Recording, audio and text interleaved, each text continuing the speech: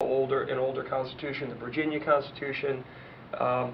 All of those constitutions are very clear and specific that this is a state responsibility. Many of them have paragraph after paragraph explaining how this is the duty of legislators and citizens to perpetuate K-12 education primarily as a mechanism or a wellspring for developing citizens. That's really what founding fathers, that's really what the architects of public education in the history of this country have really cared most about, is having folks who are well educated enough so that they can perpetuate our democracy. And the fact is that this system, where the feds do the things that they're responsible for and the states do what they're responsible for, has served this country extraordinarily well. It's a remarkable feat, really, when you think about the scope of history, that really in about 200 years we went from being a loose collection of colonies along the eastern seaboard to the most powerful country in the world. And it was based on a system of education that was almost entirely locally and state-driven.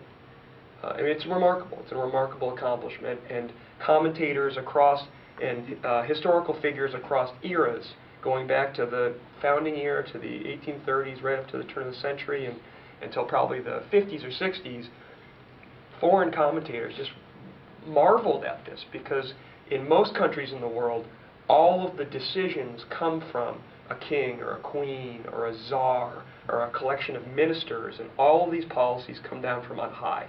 That's not the way it works under our democracy. It comes from the citizens, and it's paid for by the citizens, and the ideas supporting and driving our democracy come from citizens. Well, as well as this system, which we call federalism, that's that balance between the state and federal authority, as well as that has served us in the last several hundred years, since about the 1950s, that has been gradually eroding. The fact is that by the late 1950s, during the space race, what they called Sputnik, it began to be clear that we were falling behind. We were losing, the country was losing its edge, particularly in the area of math and science.